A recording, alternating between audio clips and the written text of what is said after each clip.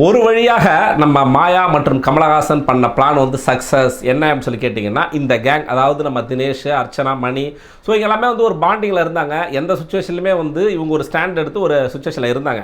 அப்படி இருக்கும்போது இந்த கேங்கை உடைக்கிறதுக்கு என்ன பண்ணணும் அப்படின்னு சொல்லி கேட்டிங்கன்னா, மாயாவுக்கு வெளியில் ஃபேன் பேஸ் இருக்கிற மாதிரி வந்து ஒரு இதை வந்து காமிக்கணும். ஸோ அதை வந்து நம்ம வீக்கெண்ட் எபிசோடில் அவங்களுக்கு கைத்தட்டல் வர வச்சா அங்கே உள்ளே இருக்கவங்க குழம்புவாங்க. எப்படி அப்படின்னு சொல்லி கேட்டிங்கன்னா, மாயா பண்ணுறது கரெக்டாக இருக்கும், ஒருவேளை வந்து தினேஷ் பண்ணுறது தப்பாக இருக்கும் அப்படிங்கிற மாதிரி வந்து ஒரு தப்பான தோரணையை வந்து கிரியேட் பண்ணுறதுக்காக விஜய் டிவியும் கமலஹாசனும் பண்ண பிளான் வந்து சக்ஸஸ் தாங்க. அதோட வெளிப்பாடு தான் இன்னைக்கு நடந்த இந்த விஷயங்கள். என்னன்னு சொல்லி கேட்டிங்கன்னா, நம்ம தினேஷ் மற்றும் அர்ச்சனா ஃபைட் இது எங்கே ஆரம்பிச்சது அப்படின்னு சொல்லி கேட்டிங்கன்னா, நேற்றுக்கு வீக்கெண்ட் எபிசோட்லேயே ஆரம்பிச்சிருச்சு. எந்த இடத்துல அப்படின்னு சொல்லி கேட்டிங்கன்னா, மாயா அவங்களுக்கு வந்து யூஸ்வலாக அவங்களே சொல்லியிருந்தாங்க பார்த்தீங்களா, நான் வந்து இந்த வீக்கெண்ட் எபிசோட் தொடங்கிறதுக்கு முன்னாடி வரைக்கும் வந்து நான் வந்து சர்வேயாக இருப்பேனா என்னன்னு சொல்லிட்டு ஒரு சந்தேகமாக இருந்துச்சு. நான் தான் ஹெல்மெட் ஆகும் சந்தேகமாக இருந்துச்சு. பட் ஆனால் வந்து இப்போ வந்து நான் வந்து இருப்பேன், நான் வந்து ஃபைனலிஸ்ட்டாக ஆவேன், வின்னராக ஆவேன் அப்படிங்கிற ஒரு கான்ஃபிடென்ட்டை கொடுத்தது கமலஹாசனும் விஜய் டிவியும். ஸோ அதை கொடுத்ததும் இல்லாமல் உள்ளே இருக்கிற அர்ச்சனா, தினேஷ் மற்ற எல்லாரோட மைண்ட் செட்டு மாற்றிட்டாங்க. எப்படின்னா வந்து இப்போ வந்து அர்ச்சனா நேற்று நீங்கள் பார்த்துருப்பீங்க, யார் வெளியேறுவாங்க அப்படின்னு சொல்லி கேட்கும்பொழுது அர்ச்சனா என்ன சொல்லுவாங்க, தினேஷ் இல்லைனா மணி வெளியேறுவாங்க அப்படின்னு சொல்லி சொல்கிறாங்க. எதை பேஸ் பண்ணி சொல்கிறாங்க உங்களுக்கு எல்லாருக்குமே தெரியும்.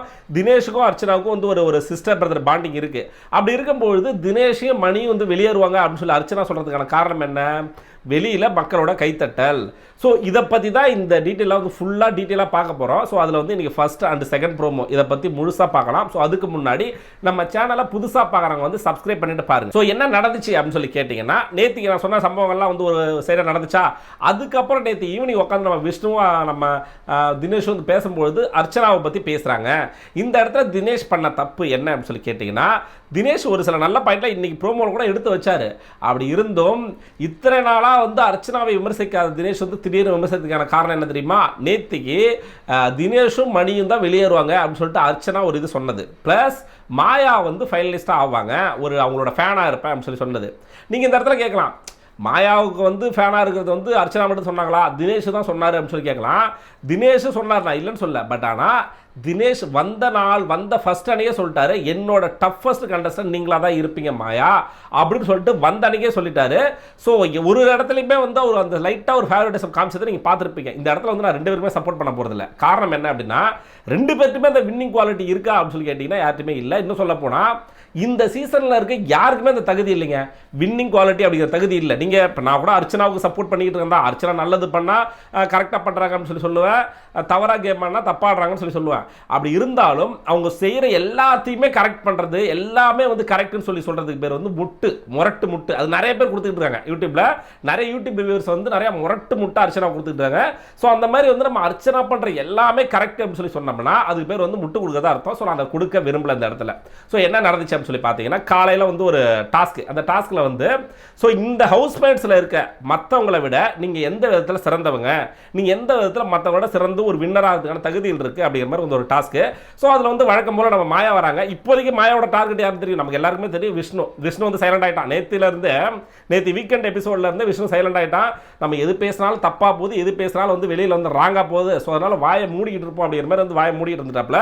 விஷ்ணுவை இந்த மேடம் வந்து உரண்டை எடுக்கிறாங்க. என்ன சொல்கிறாங்கன்னா, நீ வந்து லைட்டாக சுரண்டி விட்டாலே போதும், ட்ரிகர் ஆகி வெடிச்சிருவேன் நீ அப்படிங்கிற மாதிரி வந்து கலாய்க்கிறாங்க ஃபர்ஸ்ட் மாயா. ஸோ அதுக்கப்புறம் நடந்த சம்பவங்கள் தான் வந்து ரொம்ப ரொம்ப முக்கியமான விஷயம். மீதி இருக்கிற 4 ஹவுஸ்மேட்ஸுமே சேர்ந்து அர்ச்சனாவே ஒரு மனதாக சொல்கிறாங்க. என்ன சொல்கிறாங்கன்னா, நம்ம தினேஷ் என்ன சொல்கிறாங்கன்னா, ஒரு விஷயத்தை ஹைலைட் பண்ணி அவங்க அந்த இடத்துல வந்து ஒரு கண்டென்ட்டை கிரியேட் பண்ணுறாங்க அப்படிங்கிற மாதிரி நம்ம தினேஷ் சொல்கிறாரு. அடுத்த மணி என்ன சொல்கிறாங்கன்னா, சேம் லைக் இவர் சொன்ன அதே பேட்டர்ல தான் அவர் சொல்கிறாரு, சின்ன சின்ன விஷயத்தை வந்து ஊதி பெருசாக்குறாங்க அப்படிங்கிற மாதிரி சொல்லி சொல்கிறாங்க. நம்ம அர்ச்சனாவுக்கு வந்து அந்த இந்த விமர்சனங்களை ஏற்றுக்கொள்ளும் மனப்பக்கம் இருக்கா அப்படிங்கிறத நம்ம இந்த இடத்துல சோதிச்சு பார்க்கணும். என்னன்னு சொல்லி கேட்டிங்கன்னா, இதுக்கு முன்னாடி அர்ச்சனாவை தான் என்ன பண்ணியிருப்பாங்க, டைரெக்டாக அடிப்பாங்க, எதுவும் டேரெக்டாக நின்று பேசுவாங்க. ஸோ அது ரெண்டாவது ப்ரோமோ நடந்த விஷயத்துக்கு வரலாம். அதுக்கப்புறம் ரெண்டாவது ப்ரோமோவில் அவங்க என்ன சொல்ல வராங்கன்னா, நீங்கள் என்னை பற்றி பேசுனீங்க பார்த்தீங்களா, ஸோ அதை எல்லாத்தையும் பற்றி பேசுகிறேன் அப்படிங்கிற மாதிரி வந்து பேச வரும்பொழுது தினேஷ் வந்து குறுக்கிடுறாரு இடையில. ஸோ அதுக்கு நம்ம அர்ச்சனா என்ன சொல்கிறாங்கன்னா, வந்து நான் பேசும்போது யாருமே பேசாதீங்க இடையில அப்படிங்கிற மாதிரி சொல்கிறாரு. தினேஷ் அதுக்கு என்ன எக்ஸ்ப்ளனேஷன் கொடுக்குறாருன்னா, நீங்கள் வந்து மற்றவங்களை விட எந்த விதத்தில் சிறந்தவங்க, உங்கள் ஸ்ட்ராட்டஜி அவங்களோட ஸ்ட்ராட்டஜி என்னோட ஸ்ட்ராட்டஜி இதை கம்பேர் பண்ணி பேசுங்க, நாங்கள் பேசுனதை பற்றி ரிவ்யூ பண்ணாதீங்க, அதை நியாயப்படுத்தாதீங்க அப்படிங்கிற மாதிரி ஒரு பாயிண்ட் எடுத்து வைக்கிறாரு. இது வேலிடான பாயிண்டா என்ன அப்படிங்கிறது நான் அர்ச்சனாவோட ஃபேன்ஸ் கையில் விட்டுறேன். ஸோ இதுதான் ஏன்னா வந்து உடனே ஒரு 10 பேர் சேர்ந்து ஒருத்தவங்க எதிர்த்துட்டு அவங்க வந்து பெரிய ஆளும் கிடையாது, 10 பேர் வந்து கெட்டவங்களும் கிடையாது. உடனே வந்து நான் புள்ளி கேங் சப்போர்ட் பண்ற மாதிரி நினைக்காதீங்க. புள்ளி கேங்கை வந்து கிழிகின்னு நம்ம தான். முக்கியமா வந்து மாயா, விஜய், இந்த விஷ்ணு, இந்த கேங் வந்து இந்த இதுல இருந்து வெளியே போகணும் அப்படின்னு சொல்லிட்டு நம்ம அதிகப்படியான விமர்சனங்கள் நம்ம தான் வச்சோம். ஸோ அப்படி இருக்கும்பொழுது அர்ச்சனா எந்த இடத்துல தடமாறினாங்க, அதாவது வந்து மக்களோட சப்போர்ட், இந்த கைத்தட்டல். ஸோ இது ஒரு நல்ல எடுத்துக்காட்ட நான் ஒரு விஷயத்தை சொல்றேன் பாருங்க. போன சீசன் எடுத்துங்க. போன சீசன் வந்து ஒரு 2 போட்டியாளர் இடையில தான் வந்து கேமே சுற்றி வந்துச்சு. நம்ம பிக் பாஸ் ஃபுல்லாக சுழண்டுச்சுன்னு சொல்லலாம். யார் அப்படின்னு சொல்லி கேட்டிங்கன்னா நம்ம விக்ரமன் ப்ளஸ் வந்து அசீம், இவங்களோட கேம் தான்.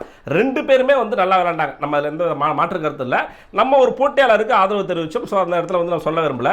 ஸோ அப்படி இருக்கும்பொழுது நம்ம வந்து ஓப்பனாக சொல்கிறேன், விக்ரமனுக்கு நம்ம சப்போர்ட் பண்ணி நம்ம பேசியிருக்கோம் நிறைய விஷயங்கள். அப்படி இருக்கும்போது அசீமுக்கான குவாலிட்டி என்னன்னு சொல்லி கேட்டிங்கன்னா, அவர் வந்து தப்பே பண்ணிருட்டுங்க, தப்பாகவே வந்து நிறைய விஷயங்கள் நடந்துருக்கட்டும், தப்பாக இருந்துருக்கட்டும். பட் ஆனால் அவரோட ஸ்டாண்டில் வந்து எந்த இடத்துலையுமே மாற மாட்டார். இது ஒரு குவாலிட்டி. அதாவது வந்து மக்கள் கைத்தட்டலாம் சரி, இன்னும் சொல்ல போனால் வந்து வீக்கெண்ட் எபிசோட்லாம் வந்து விக்ரமனுக்கு தான் வந்து நிறைய கைத்தட்டல் வரும். அப்படி இருக்கும்போது அசீம் எந்த இடத்துலையுமே வந்து அவர் ஸ்டாண்டை மாற்றிக்கிட்டு அவர் போயிட்டு வந்து ஒரு மாதிரி இதுவாக போகலை. அவர் நின்ன ஸ்டாண்டில் அப்படியே நின்றுறாரு. இது வந்து ஒரு குவாலிட்டி. ஸோ அர்ச்சனா என்ன பண்ணுறாங்க அப்படின்னு சொல்லி கேட்டிங்கன்னா, இந்த மக்களோட கைத்தட்டலுக்கு பார்த்தீங்களா, இந்த கைத்தட்டலை பார்த்து விட்டு இவங்க வந்து ஒரு நல்ல பிளேயராக இருப்பாங்க, மாயாவுக்கு வந்து சப்போர்ட் பண்ணுறது. இதே வந்து ஒரு வேளை வந்து தினேஷ் கைத்தட்டல் வந்துருந்துச்சுன்னா தினேஷுக்கு சப்போர்ட் பண்ணிருப்பாங்க. இது வின்னிங் குவாலிட்டிக்கான ஒரு இதுவா நீங்கள் சொல்லுங்கள், ஒரு வின்னராகிறதுக்கான ஒரு குவாலிட்டியான விஷயமா அப்படிங்கிறத நீங்களே சொல்லுங்கள். நீங்களே பார்த்து நீங்களே அனலைஸ் பண்ணி சொல்லுங்கள்.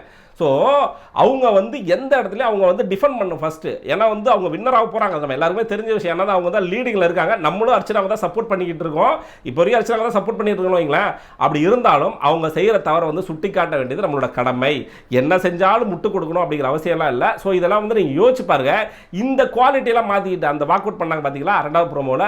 ஸோ நான் வந்து இதை வந்து நான் பண்ண விரும்பல, நான் வந்து வாக் அவுட் பண்ணுறேன் அப்படின்னு வாக் அவுட் பண்ணிட்டு போயிட்டாங்க. இந்த இடத்துல தினேஷ் நல்லவனும் சொல்லிட்டு நான் கிளைம் பண்ணல. ஏன்னா தினேஷ் இத்தனை நாளாக அர்ச்சனா கிட்ட இந்த மைனஸ் இருக்குன்னு தெரியும். அதாவது வந்து ஒரு விஷயத்தை ஹைலைட் பண்ணி பேசுறது, இல்லை ஒரு சின்ன சின்ன விஷயத்தை வந்து ஊதி பெருசாகிறது அப்படிங்கிறதுலாம் உங்களுக்கு மைண்டில் இருந்துச்சுன்னா இத்தனை நாளாக சொல்லாமல் இப்போ ஏன் சொல்கிறீங்க?